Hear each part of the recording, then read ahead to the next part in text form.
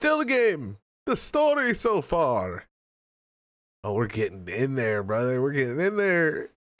Thank you so much for joining the gang. Thank you so much for clicking on the video. Let's get into the video.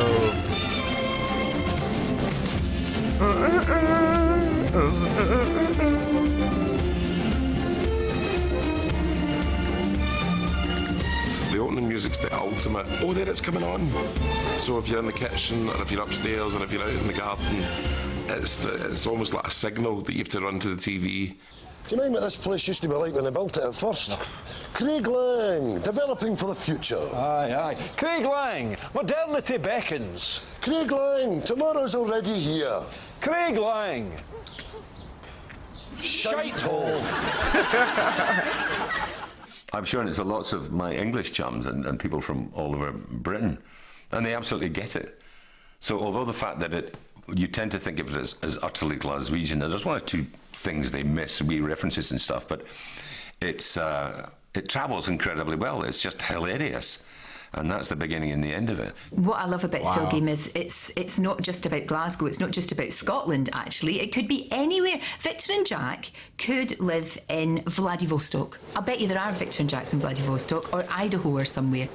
It just fits. And the ground's all slippery, I know. I nearly went my arse there. Oh, it's a pair of these you're wanting. Permagrip soles, Timpsons, Nah, not much, G. Is that right? You've got to take care of yourself at our age, you know.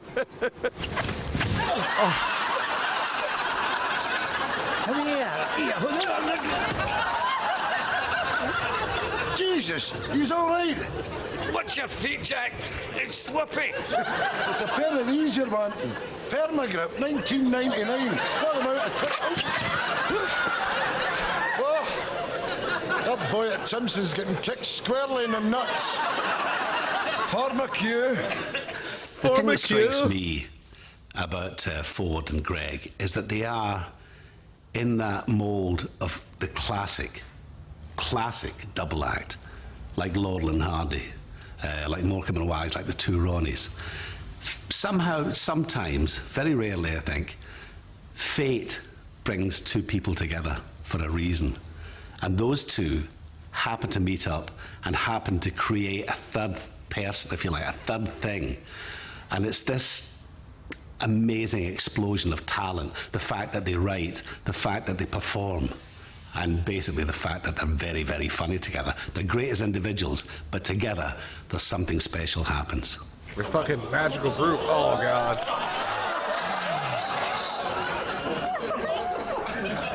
Oh, dude, even just the thought that it's pissed. Like, be real, Chad. Are you doing that for the homie? Jesus. It's all cloudy. Can't even see the bottom.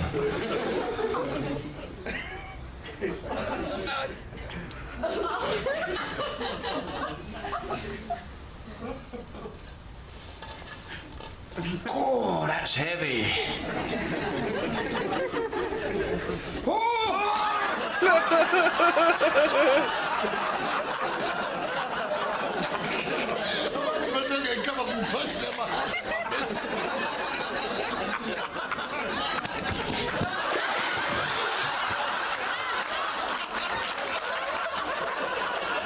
Just fucked up, bro.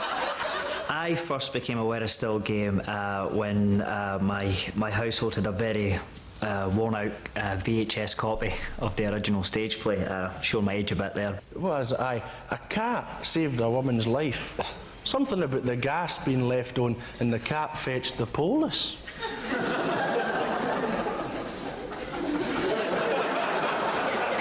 It was just something I could sit down and watch with my dad, you know, and there's obviously a golf and generations and stuff, and sometimes you've not got tons to talk about, but you stick on Still Game and he'd have a beer and I'd have a cup of tea and we'd just sit and laugh away.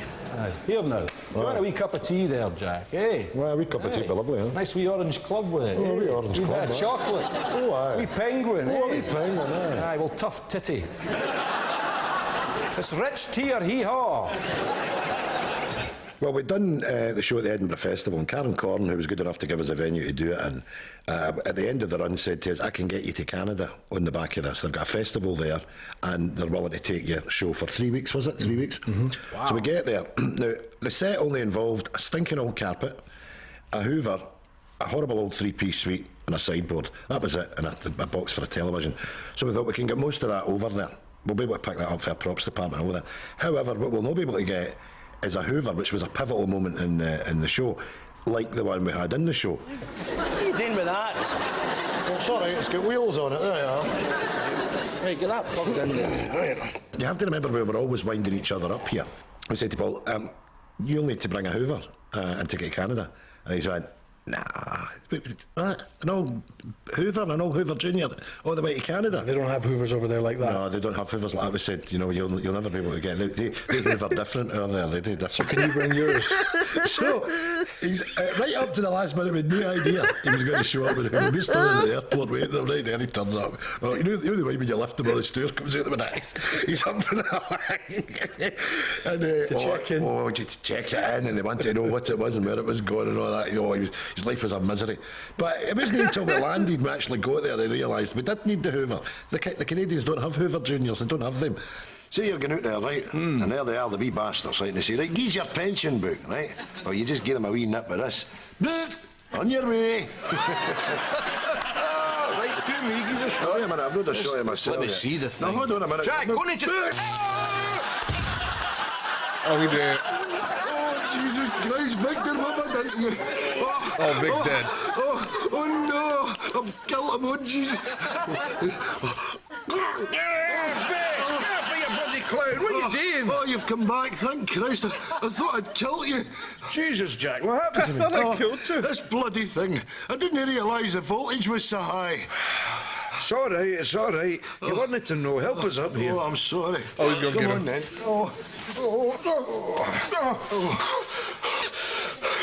That's a bloody lethal weapon, are you all right? Hi, I'm fine. It's no hurting done. Ah, well, give that to me, because I'm going to put it in a bin. All right, there you are.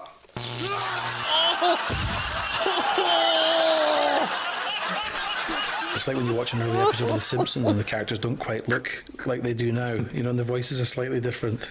Mine in particular. But there were characters that we always came back to. We always felt very safe doing those characters. You know, they were like a boy in the ocean. You went to them because they were easy to write. I mean, I think. Nigga, is that Victor? Is this Victor?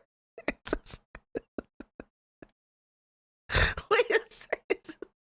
Is this Victor? I think when we look back at Chewing the Fat now, I mean, when you see No, much of that's Jack and Victor are in the crazy. entire, was it 4? I could hear it, but I couldn't see it. That's I insane. think there's about an hour's worth of stuff for Jack and Victor in there.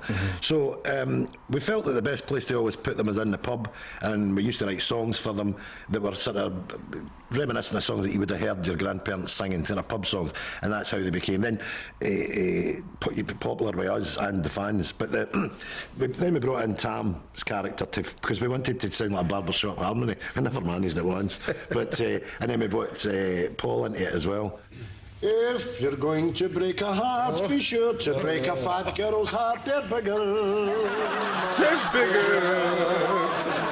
If you're going to ruin someone's life, be sure they're not a scalp. Skinny girls are fine, but when you dump them, they just run and find another. But when you crush a chubby's heart, she remains with all the fatties on the shelf. Sneaky. She remains with all the fatties on the shelf. So it was just a natural step that when we got the chance to do a sitcom, that it was the old guys that we took. What delights do you have on offer from your varied and extensive menu? Pies. Oh, pies. Do you hear that, Jack? They have pies. Oh, that's dandy, because I was getting sick of that lobster thermidor, you know. When was the last time we had pies, Jack? Yesterday. Oh, well, pies it is then. 2 pies as they come. Yes, as per usual. Frozen in the middle and red hot round the outside. Irresistible. Tam, could you go a pie? Aye, a pie, aye. Aye. We'll come back tomorrow and get it out of there. There's a joke, actually. There's a joke that sums up Can he do actors it? perfectly. Can he do it? Can he do And it? it's how many actors does it take to change a light Love bulb? you. 2, one to change the bulb, and the other one to say, I could have done that. And but with Ford and Greg, that's one of the few things that I've never thought. Because I watch them and I go, actually, I couldn't do that. I couldn't do that. I couldn't be as good as that. And I don't know anybody else that could be as good as that. I think the performances are exceptional. So you two are brothers? Oh, yeah, brothers, aye. Yes, of course, Jack's a couple of years older than me. Don't start with your lies, Victor. He's actually 2 years older than I am. So are you retired, the both of you? Oh, yes, we sold our business. Oh, what sort of business did you have? Hey, beetroot. Jam. Sending it all over the world. You'd be surprised how lucrative it is. And of course we sold the business, then we split it right down the middle, you know. I'm good to myself, I don't mind telling you that, and I have been. Yeah. I was a little bit shrewder with my money. I invested it and tripled it in a year. Very clever man, my older brother. And sadly my wife died, but she was independently wealthy, you see. So that brought me right back up on a par financially with Victor again. Then, unfortunately, my wife died. And she left me enough to race away back and forth again. Jack. I think what's great as well She is there's a left me real to race community away. spirit. Something perhaps that a lot of communities maybe don't have anymore. It's that thing of everybody looking out for one another, and I think that's what makes it so incredibly real. I mean, all of these characters, and it doesn't matter if it's a character who's got a walk-on part and says one line, they're all absolutely true.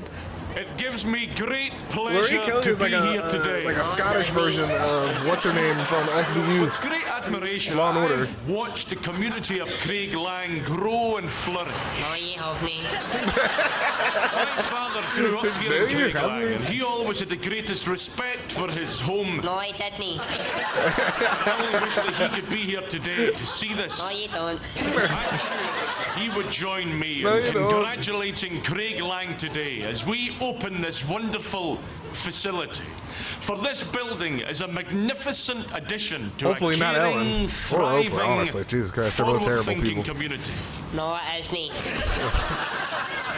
You know, the other characters, you know, we're rooting for people that we ostensibly don't like as well. You know, Mary like Bobby's a Deaton. barman and we're always at loggerheads with him, but he's your Bobby, and you don't mess with him. Do you know what I mean? If somebody comes in and gives him a hard time. He might be a wanker, but he's your wanker. He's your Bobby. That like wanker's your that. Bobby.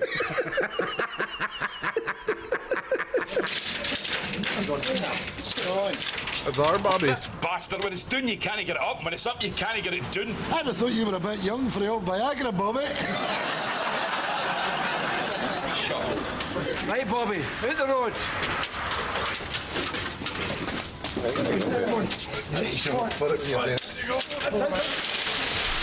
Bloody thing's lethal. It's got a life of its own.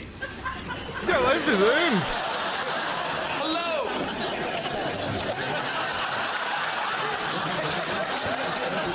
I was kind of mucking about on YouTube and actually typed in the still game thing, and it had a compilation of all these entrances that that Ford and Greg would make to the pub, and have a Bobby the barman would have a pop at them, and every single time, and it was a compilation. Every single time they would come in and sort of be like, oh, well, here they are, you know, sort of Morecambe Wise, and boom, boom, boom, they'd put them down.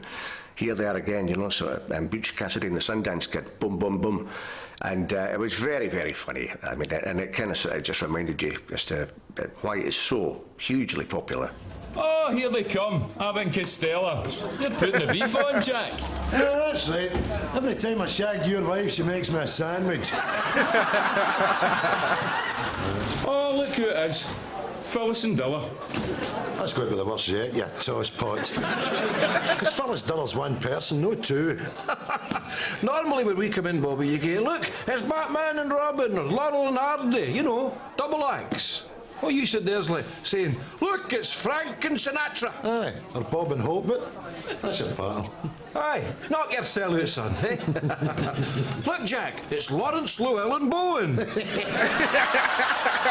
is kind of slightly prickly area. Their relationship It's is so like quick, a marriage. I think the thing about Jack and Victor is it is a platonic love affair, you know, and yeah, it is. It's very, very modern, very modern family. But they do love each other, and they look out for each other. And when see how comfortable he is talking about it when he arms like that. With the body language here. Oh yes, it's a platonic love affair. It's about friendship, real deep They're fucking friendships. still And kids, although, dude. although they're both very Scottish, and that's why I love it so much, they're never going to tell each other that they love each other. But they really do. They really do. They do anything for one another, despite all the banter and the nonsense. And did it again. Uncross your no, I'm not doing that. Oh, Our arms are perfectly natural okay, here. fair enough. Oh, hi, so. Morning, Jack. What is it? Is that Victor? What's Victor doing in your house at 7 o'clock in the morning? He came across for butter, a line of butter. Where is this ice cream, Jack? It's your turn to mop the landing, and I was just wondering if you wanted me to do it. Aye, that would be smashed. That'd be very good, guys. I'm up the landing. Is that it? Thank you. Fucking bumhole's just ripped open. Listen, take a look at this, Jack. It's getting bigger. Is it ready? Pop. Oof. Oh, that's like Krakatoa, that. It's a cracker right enough. It's an absolute belter. Yeah, squeeze. Get a squeeze. It's important to get it across, that they're real people with depth, and they struggle, and they pine when the other one's away, and because people do, and that might have accidentally became what part of the heart of the show is. It might be. We can't pinpoint exactly what it is. People like it for different reasons, but lots of people have said to us that they like the sad bits as well. Yeah, the show's about companionship, so They're the whenever best that part. is threatened in the show, when that companionship is threatened, They it flip hurts your the head characters. so They fast. can be funny, like, sad. They can you make you that it's really like make you all laugh one going minute so and make good, you cry the next. and then they're just That like, is the really, your really heart, give it brilliant to me, writing bitch. and brilliant acting. It's just tugs at your heartstrings. It's fantastic. Oh, aye. It was a rare day, that, eh? How long's Jean away now, Jack? About 2 weeks, it'll be 10 years. 10 years.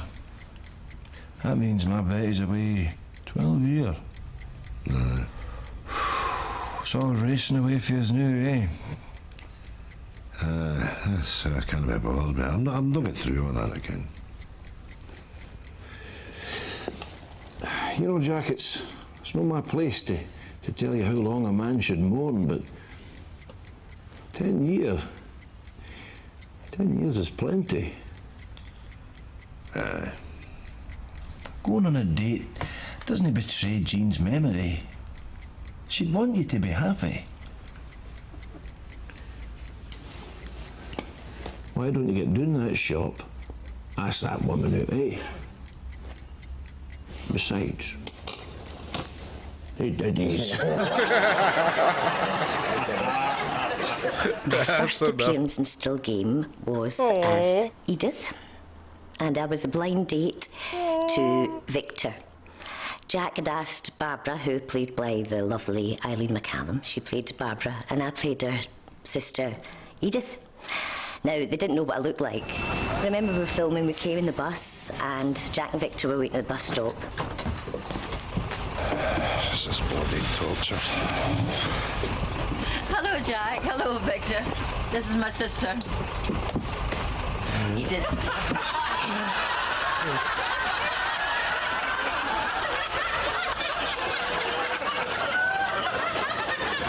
Hello, lads. Hi, Winston. Oh, hello, ladies. I'm Winston. Oh, hello, Winston. Aye. Here, which one of you two unlucky bastards is saddled with a munchkin? Saddled with a munchkin. He's gone. Hey, I'm not sitting in my local with that thing, Jack. Oh, that's just perfect, isn't it? You're going AWOL and leaving me with these two women. I only saw one woman, Jack. I don't know what the other one is. The munchkin show. Shut up. Munchkin show. Once you've established all these characters as fully blown characters, then when you start to embark on writing a new show, you say, well, let's say, for instance, somebody showed up with a big red nose. You're writing immediately because you know exactly how these characters are going to react to that. As I would be away telling everybody, oh, there's a man there, you want to see this man's nose, honest to God. And Winston and Tam could not avoid talking about it or pointing at it. Bobby would probably drop a bottle when he's seen it for the very first time. You're off in one because you know how the community would react to this thing happening. Victor, Jack, are you staying in at this time? Well, we're out with a couple of friends if it was any of your bloody business. And by the way, while I'm at it, when are you letting Winston back in? When he apologises.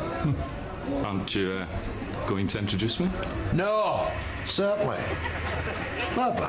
Hello. Hello, Barbara. And Edith. Hello. Hey. What is for? Well, we'll have our usual... Gin and tonic, please. Edith. Pint of Guinness. Pint of Guinness.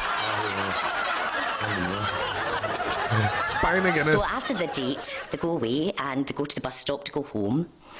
And The Barbara, character who aged the Eileen most McCallum, was Bobby. She kisses Really? Jack, and then my character Edith goes to kiss Greg. See you soon then, Jack. Oh, God. Right, you are, Liv. That's what everybody mentions, actually. That's how clever they are. They say, I love that bit when he grabs your head and he goes like that, or then shoves you on the bus. It's brilliant. So I just remember that. That was just so funny, really funny. The one scene I was ever in Still Game was I was playing a character called Martin, and it's a 30-second, 40-second scene, and his mother has bought Empire biscuits instead of snowballs, and he loses the rag. I'm not wanting an Empire biscuit, I'm wanting a snowball. Any snowballs? Yeah. You stupid bitch. Relax, Martin. You've got an Empire biscuit. I'm not wanting an Empire biscuit. I want a snowball. Taxi! I'm not wanting an Empire biscuit.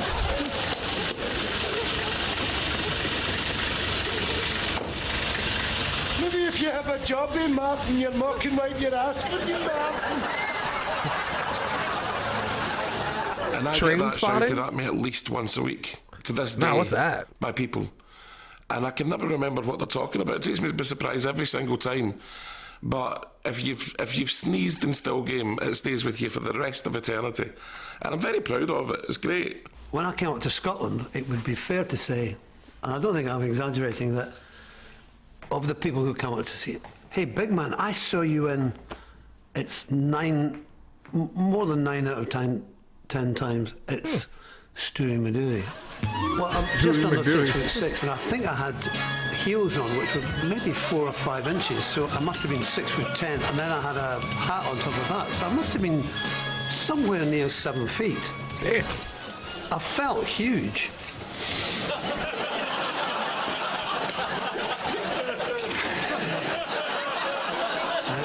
Smashing your hearings. No bother, Victor. A couple of things. People remember that throwing the thing out the window, going at the nets. They remember the drink. And they Definitely also the remember, drink. and thank you for this, boys, they remember the 18-inch pile of shite in the toilet. Oh, my God. So it would be fair to say, yes, it's followed me around, in some senses, like a bad smell. Come here. What is it, Isa? It's in there. It's in there. Calm down, Isa. Look. What was supposed to be, Luke? Oh, yeah. Oh, my God. It's like he had. How did he even get that out? Stood up to get It was literally. It was still in him. He had to like. Oh. New brush. How did it cut? Like, yeah, he literally had to stand up to get that out. Domestic, burn it to death. Oh. One of the main things I love about it is the fact that lines are crossed very often, and I love that. I love it because what is also obvious and evident is that underneath that kind of broad, very broad, over-the-line humour, they're decent people.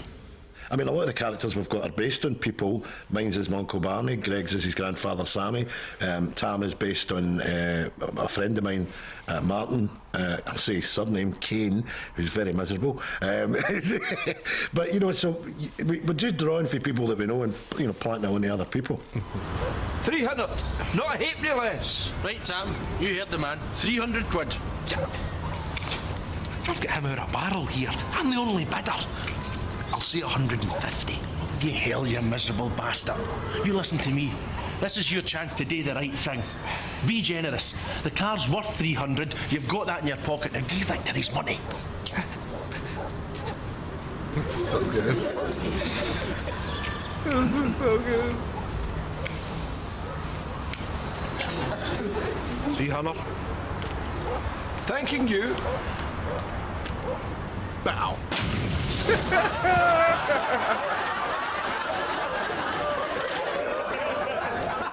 I think as characters go, they do have their traits and they can be exaggerated as they would be in any sort of drama.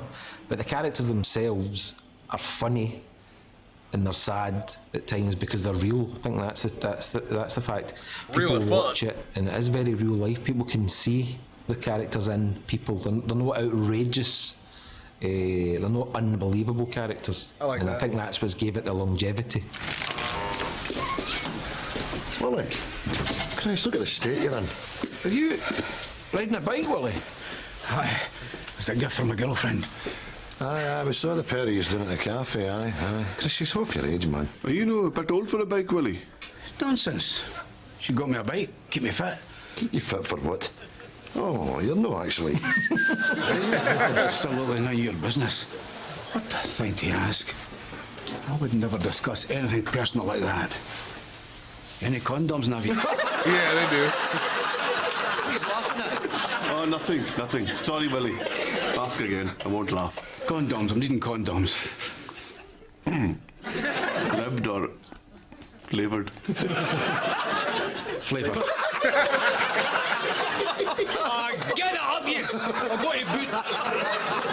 But Navid's such a great character because the corner shop Navid's is the such a best part of character, people's bro. lives now. You know, he's such a great character because he is obviously Asian, and he's still got that thing at the back of his, you know, that accent, but also the Glaswegian. And funny enough, I used to live in Edinburgh, and there was a guy exactly like that. And I go, what about the bloody Hibs? What the hell did they think they were doing on Saturday? You know, that accent, you know. There was a guy that I went to college with. He used to talk Oh like my that all the time. God. It used to crack me up. So I knew that that accent was there for the taking, and, you know, don't worry, I've signed the paperwork. It's all above board and legal. I spoke to the provost about it. Jack, Victor. Morning, Navid. Aye. Trum. Heard about the big card game. Sounds gallus. Well, you're welcome to join us. Poker, eh? The green bays, whether to raise, whether to call. Oh, the tension. The splashing sound the chips make as they are thrown into the ever-growing pot. Somebody wins, somebody loses. When do you play next? Thursday night, if you fancy it. I'll be there with bells on. ਤੈਨੂੰ ਪਤਾ ਹੈ ਮੁਸਲਮਾਨ ਜੂਆ ਨਹੀਂ ਖੇਡਦੇ Oh, that's right. Muslims don't gamble. No gambling, no drinking. What a riot. No. We just like to sit about the house playing Plunk. Mina is an incredibly popular character in Still Game, and for very good reason. I just think the writing there is just absolute genius. They have this lovely spiky, sarky relationship, at the heart of which is a nugget of pure love, but, you know, you have to a few layers to get through to get to it, but it's there. And it's clearly she's running the show. I mean, there's no question about it. She's in the back shop pulling the strings.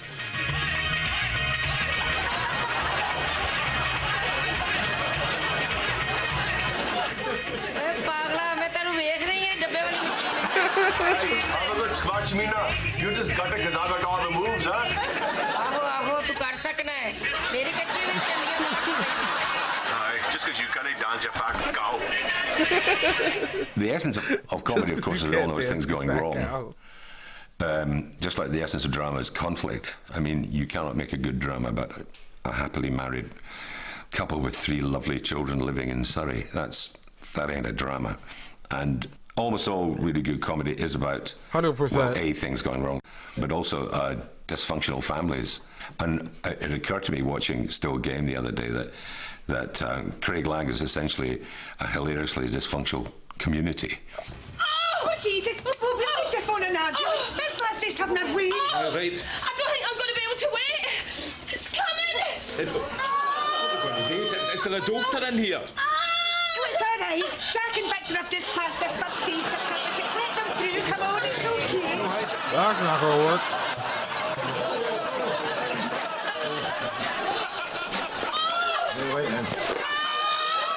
I'm so happy you made me watch these in order. The heat. I believe so, aye.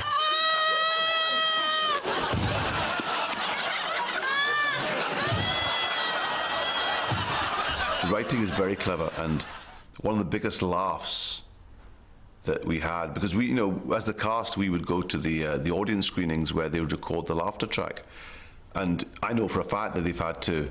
It's one of the few occasions where they've had to actually reduce the laughter and actually have it dip under because there was too much laughter. And one of the biggest sort of roller coaster laughs I experienced was the episode where Winston wins the 30 or the 40 grand from Stevie the bookie. That's 33 grand! You're up 500 quid! Thank you, Stevie. Thank you for keeping my money warm. Now get into that safe and get me paid. Look at you, Stevie. You're actually thinking about doing it again, aren't you? Doing a runner. What are you going to do this time? Cut your balls off and come back as your sister?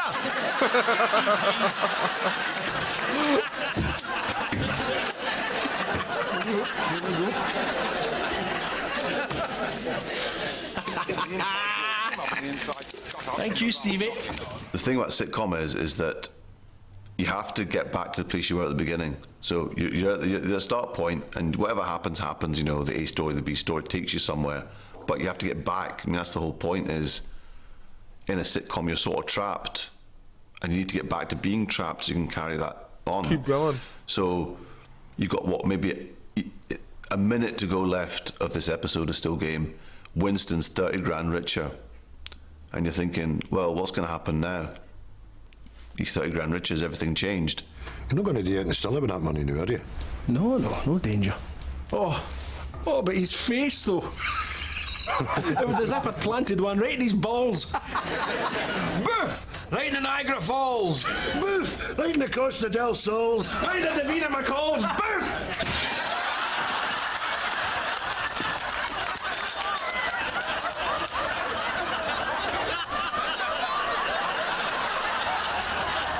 Fucking idiot, man.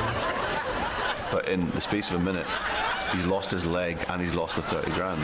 That's a beautiful example, as well as the A story being the money, the B story being Winston's legs just tying in a big, fat, lovely knot. It's been for 40 years as well, but the two of us have our favourite sitcoms, and our preference for sitcoms tend to be ensemble pieces, things like Cheers, or something like Seinfeld, where the guy in the middle is like the satellite and everything else moves around about him, you know. Shows like that, they just grow out organically for the audience as well, I think, you know. Oh, yeah. And everybody has a favourite character, as do we. I'm battling and that's kind right of now, it's so a hard. fun show to write. It's a much more fun show to write than a show that the audience are only interested in one or two characters, and then if you do a subplot with another character, they're not so keen on it because they're not invested in it. But the audience is invested in Bobby and Isa and Winston, and we can give them the ball to run with it, and run with it they do. Oh, my pals come and get me. Where the hell have you been? Get in the car, Jack. I'm not in any mood to piss Where the about. hell have you been? Right, we have to get in!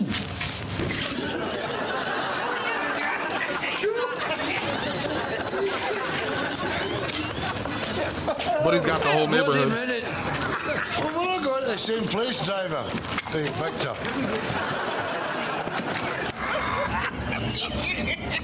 What the bloody hell's that? Exactly. No, that's 100% right. They find a really good way of blending everybody. It's so good. I've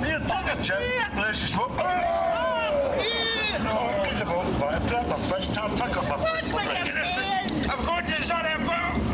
Oh, no, stop looking at me bits. Listen, that's terrible. Keep the bloody noise down. Victor's been good enough to get out of his bed and come and get us. You're not taking a liberty stinking out his car like that. For God's sake, I'm going to...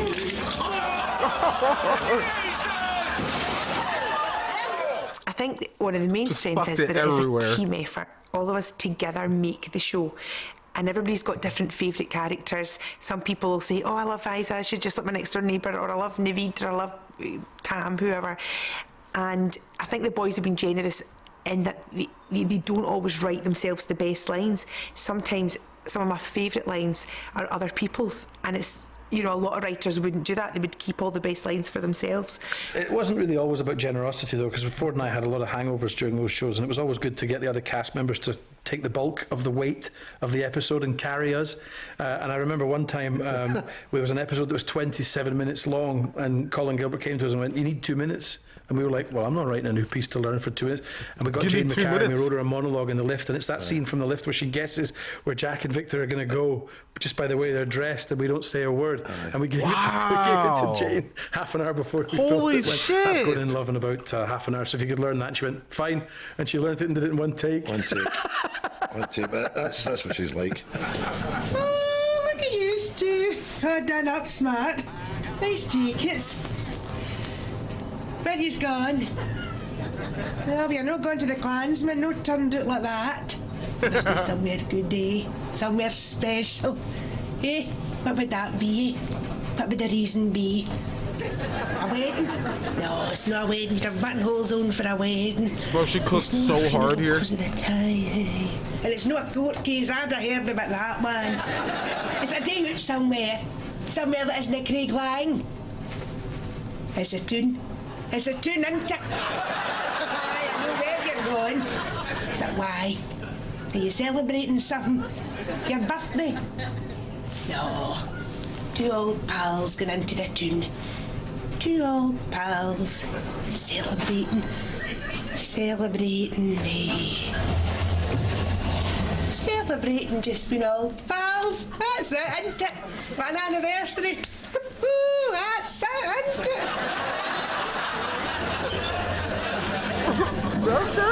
She's creepy with that. She gives me fear.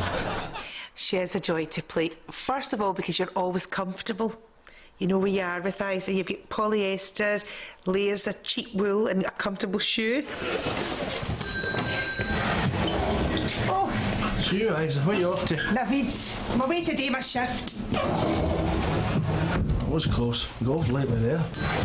Winston, I'm glad I caught you there. I completely forgot to tell you. Tell me what, Isa? Well, I never buy the Times. There's usually nothing in it you haven't read in the real papers. Just the same old news again later on. Rubbish, really. And there's no point buying twice for it. Anyhow, don't ask me why, but I bought one. I was fucking through it in case something like it. What are you doing, Winston? I'm trying to fast forward you to the punchline. Get to the end of the story. I was flicking through it. The end. What? The intimation set. The end, mind. Wally McIntosh is dead. Thank you. Although at times they do horrible things to Isa, or they'll say horrible things, they always have her back.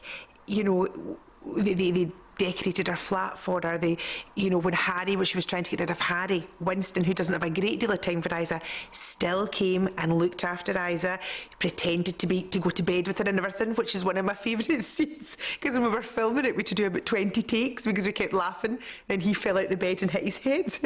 Oh no. Isa, sweetheart.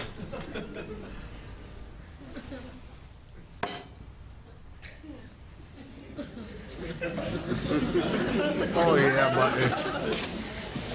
You busting them shits down.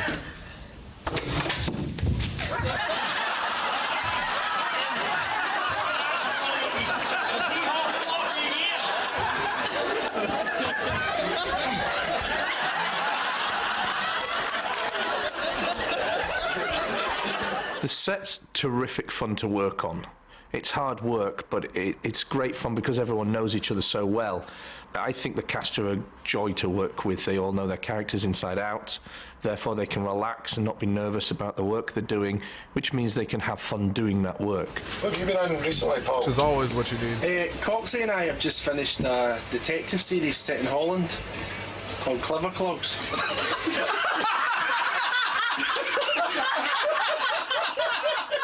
When we were filming Taggart, a lot of the same crew would finish Taggart and go and work on Still Game. They seemed to fit in together, and they would all go off and they would come back to start filming again in Taggart, and they would come back with all these amazing stories about what a laugh they had on the set of Still Game. There was so many carry-ons, wind-ups. They even had quizzes at lunchtime. Whereas on the set of Taggart, all I had was Alex Norton snoring in the corner of the trailer. So yeah, I was always really jealous that Still Game just sounded like this brilliant job to work on and sounded like such a laugh. Whereas all we did was pull dead bodies out of bin bags in the Garscube Road. Oh! Yeah, I would imagine the comedy would be 10 times better. No, this way! In the boat, you diddy! Christ!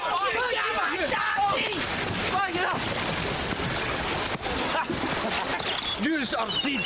They will look dead. Bubbles were picking your dick. Skis were beer. We drank it all, and it was delicious. Stop that now. You're just annoying him. Do you know what we've got to do, yous? No! See if you hum it. I'll try and play it. Well, Subtlety didn't really come into it with Still Game. I got a phone call from my agent saying that the director of Still Game would like to meet me, and I went along to see Why Michael is he like Hines, the only and one he that looks like his character? explained that the character was one who had almost superhuman hearing. Hearing, of course. Oh yeah, ears. you can find that here for sure. Yeah, Victor, don't be annoying him. That's why we say that you guys get your style from He us. is doing us a favour.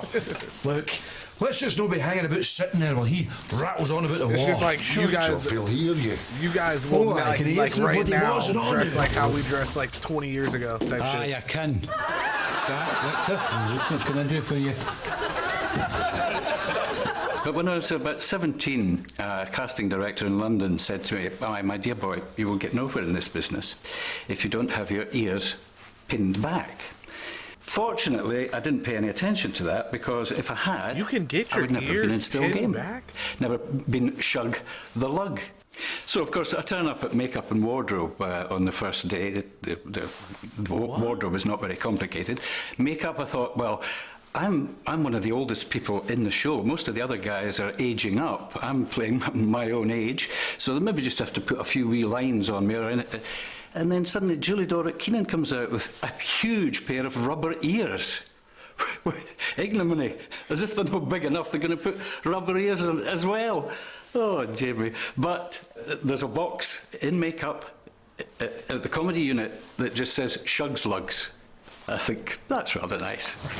Shuggy! I would have thought that was his balls. What are you doing? You only come over and blow the tits off us about Timbrook. Right enough, prick. Who do you suppose is in the bag? The eye buys that shitey breed, you know, snappy shopper. 22 pence a loaf. That's because he's a miserable old bastard, Sunblast! Test the gear! Get it up, kids! My favourite episode, or to be better, my favourite moment of Still Game is Winston's accumulator. You know, and he's having the thing with Stevie the bookie, and it's constantly going on and coming in, and he's winding up, and it's just the moment when he comes in the bookies, and it's just coming up. Stevie's just putting the pens in the wee holes as Winston's just building to erupt and erupt and erupt, and it's just the comic timing, and it's beautifully done. And then, Nah, we can't get past that. Tongue snip? What are you talking about? I was tongue-tied. Nigga, you said a hard word and got stuck? What are you saying right now?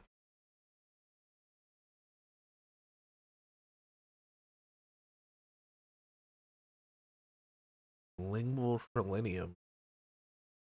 Oh, yeah. I know about that. See, it's like the way you said it confused the shit out of me. You know what I'm saying? That's what it was. It was a problem because of that. Let go. bang, as the last one goes in, you can't hear him, you just see him mouthing all his expletive, shouting, yep, effing this, effing that, and it's... You hate it when I win and you love it when I lose. That's right. Money flows into your till all day, Stevie, but that's not enough, is it? With my money, that's not you enough, have to is gloat. A gloating bookie. I mean, that's unheard of in the bookie world. You must be the worst bookie in Britain. Don't worry, Stevie boy. One day I'm going to win. And I'm going to win big. And then you'll be gutted. In fact, you'll be beyond gutted. And then I'll be the one who's gloating. And boy, can I gloat, Stevie boy. You want to see me when I start gloating? You gloat. You gloat. You're dunderhead. You're dunderhead. It's a standout moment for me. The thing we haven't mentioned is how beautifully written it is. And how two guys who I think when they started, they must have been in their early 30s, right, in their late 20s. And actually, they quite sweetly asked me to write the intro to the book.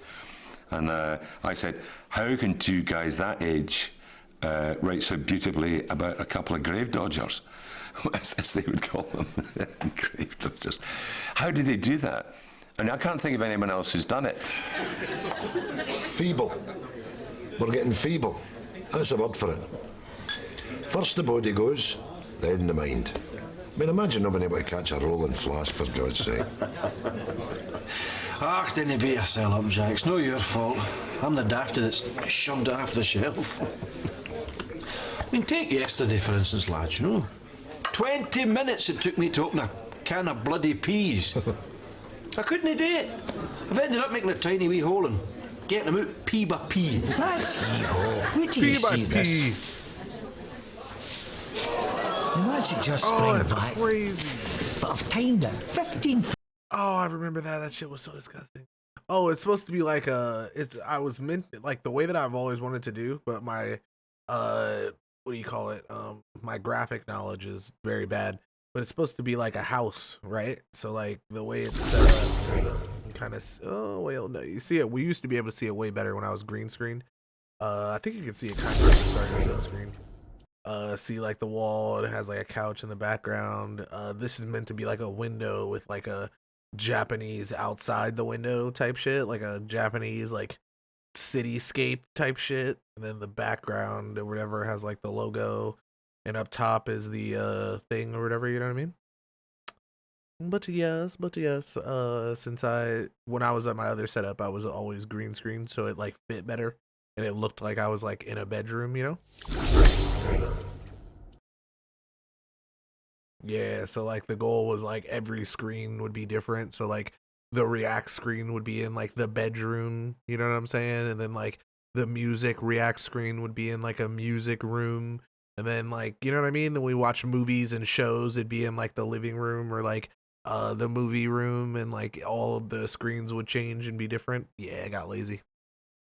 But also, there were just way too many YouTube tutorials, bro. Photoshop was just blowing my fucking mind. Full minutes for that to reset. Put your finger in there. I think I will not put my finger in your bloody leg. It's such a brave thing to do. Exactly that. The pitch. Imagine, right? You're the guy who puts stuff on BBC telly. Got a great idea, right? A couple of 32-year-old guys are going to dress up and behave like a couple of guys in their mid-70s. It'll be hilarious. You're going, uh-huh. The good thing about the fact that it's young people playing old people is that there's a big, long lifespan to the show. So if you look at Dad's Army, where most of the cast probably started out in their late 60s, you maybe get 5-6 good years before people get too old. Ford and Greg started this when I think they were probably late 30s, early 40s. They could make this for 40 years and still look the same and just use less makeup each year. Oh, says nae ball games. Can you not read? Shut up, you old dick.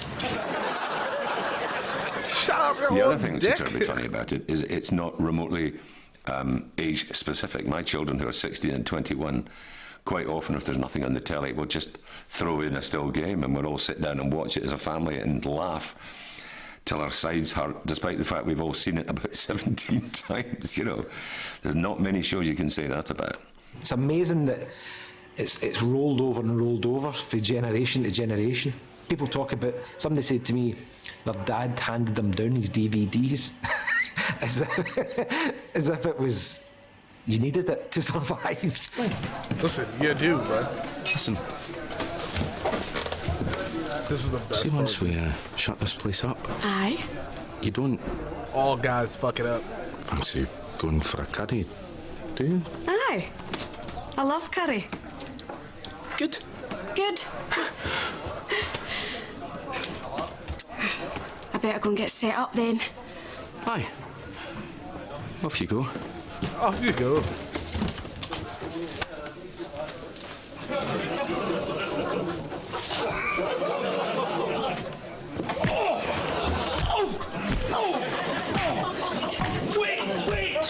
Marco!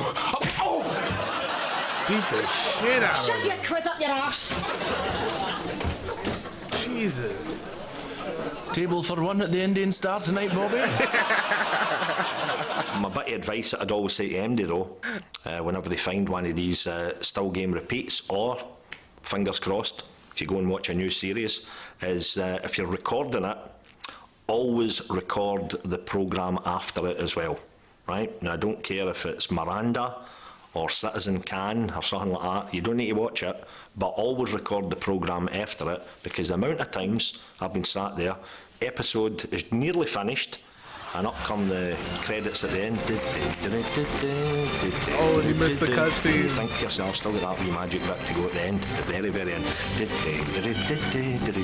Can't wait now, it's nearly there.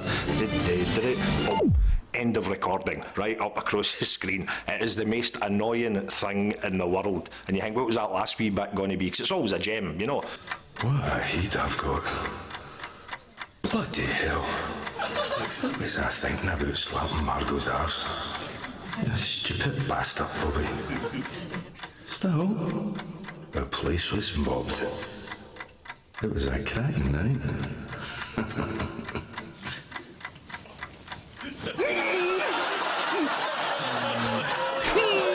Dorothy Paul was in Still Game. She played Frances, my wife's sister, and she was interested in me in that way, you know.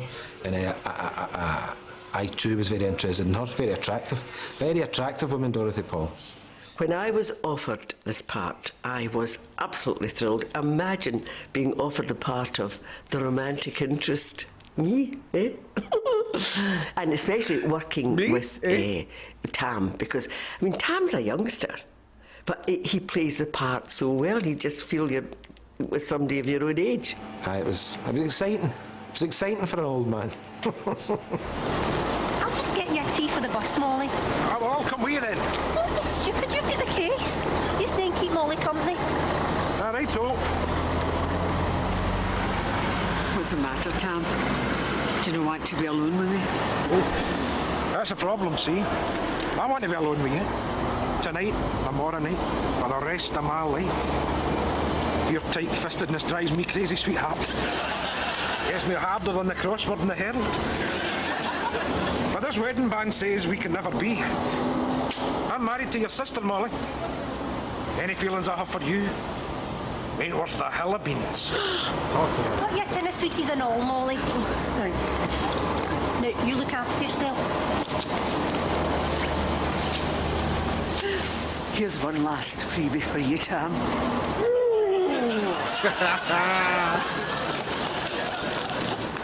I loved an episode that was with Matt Costello and I think it was called Seconds Out, and it's a girl moves into the area with a pizzeria. Episode.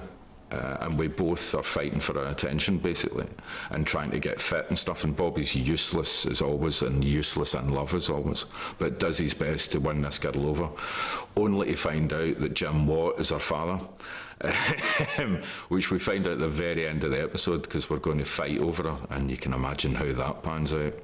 So they sent a script through, and true enough, it was an old, worn-out, retired boxer they'd written the part, but it was myself. I had to play myself in it. So I thought, well, surely I can manage that. In my acting debut, I can play myself. So I did that, and you know, it's one of the best decisions I've ever made. It was great fun. The whole experience was terrific. I loved every bit of it. The cast were terrific, you know, and everything about it. I thoroughly enjoyed it. Now, these two fighters are going to battle it out over 3 rounds to settle an argument to find out who gets to take out some wee lassie. Now, they're not professionals, as you'll soon realise. Definitely not that. But I tell you, she must be some bit of stuff if these two fellas are willing to go toe-to-toe for her. She's got great tits. And after this fight, they're going to be my tits. Don't worry, you'll get to see her. Do this? Listen, Jim, if you'd seen this bit of gear, you'd pull the gloves on and all. Don't take our word for it, Jim. There you go. There she's there.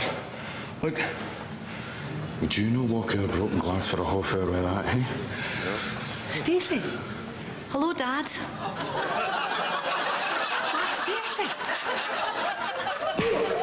Jesus Christ. Punch the shit out of them niggas. I got a fair amount of fame becoming a world boxing champion in the city of Glasgow who love their sporting heroes, but nothing prepared me for the fame I was going to get through appearing on Still Game. There is one thing that we should say, though, that we were away for 7 years. There were loads of rumours about how we'd fell out and all the rest of it. And we come back after 7 years having absolutely no earthly idea whether we'd be wanted back. And the audience just completely embraced the fact that we were back and just jumped all over us. That's a fantastic feeling, isn't it? Oh, it's absolutely fantastic. It's great. I mean, 7 years would have killed any other show. Still Game fans are amazing, absolutely amazing. We've got the tattoos because I'm a massive fan of Still Game. Yeah, I did go through 6 hours of pain to get these tattoos, but it was well worth it. I mean, what better way to honour Still Game than to get Jack and Victor onto my thighs?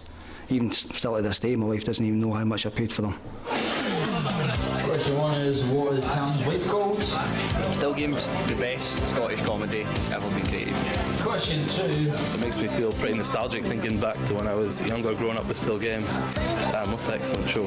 It's brilliant. It's just Glasgow humour. It's absolutely brilliant.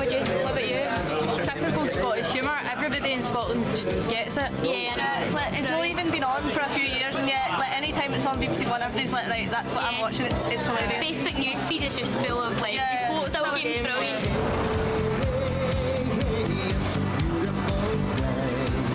It's been brilliant from the journalist's point of view covering this story this year because I have had an endless succession of stories. The Still Game story has been the story that keeps on giving, but possibly one of the best nights of my career.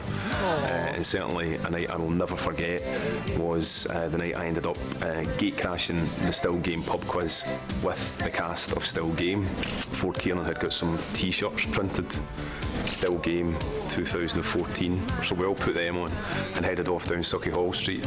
And we were quite confident as a cast we would win it. Why would you not be confident? We were the cast. But we came in and a lot of screaming and cheering and woo!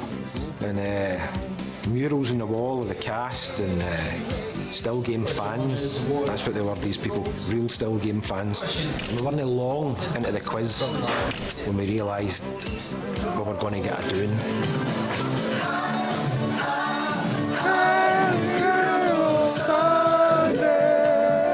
It was a pretty mental night. By the end of it, everyone was up dancing in the slosh. Ford Keenan was in the sound booth singing. It was a mental night and one we won't forget. Whoa, my, it's a beautiful The fantastic thing about the way these dates were extended, they were extended from September into October, and then they were extended back the way, at the start of the run. Because the demand was so high, was that they knocked U2 out of playing at the Hydro. So one of the world's biggest rock bands were stymied by Still Game. They were knocked out of playing this enormous venue in a big showpiece concert by two old men in their flat caps. It's fantastic. Because it's so much more than that, man.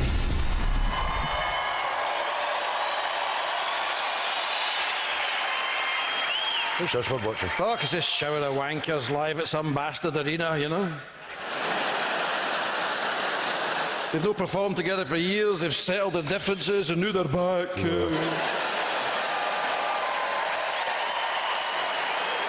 Back to wring the last bit of sweetness out of for cold hard cash, eh?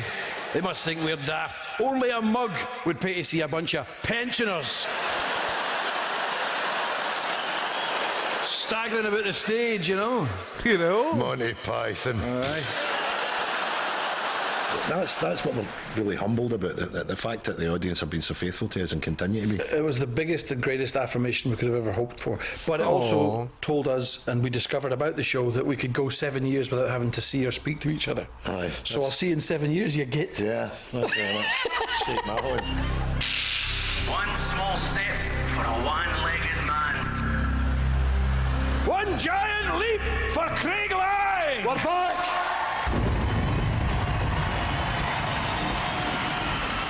We're back!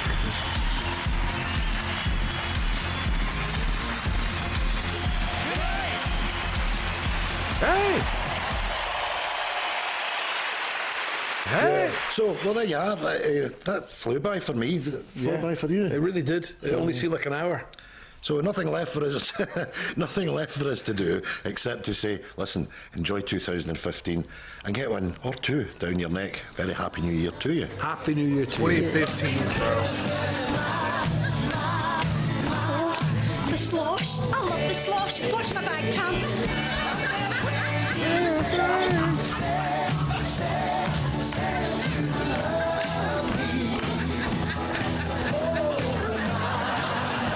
Kick that leg, boy. Winston?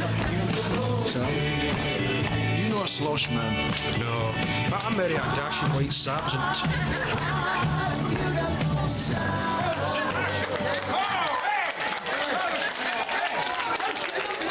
You're saying happy 2015. What if they repeat it next year? Oh, it's BBC, Oh, well, a very happy 2016. Happy 2017.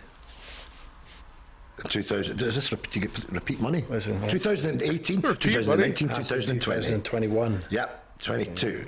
It'd have to be robots after that with their heads in a jar. Right enough. All the best. All the best. That's so fire, bro.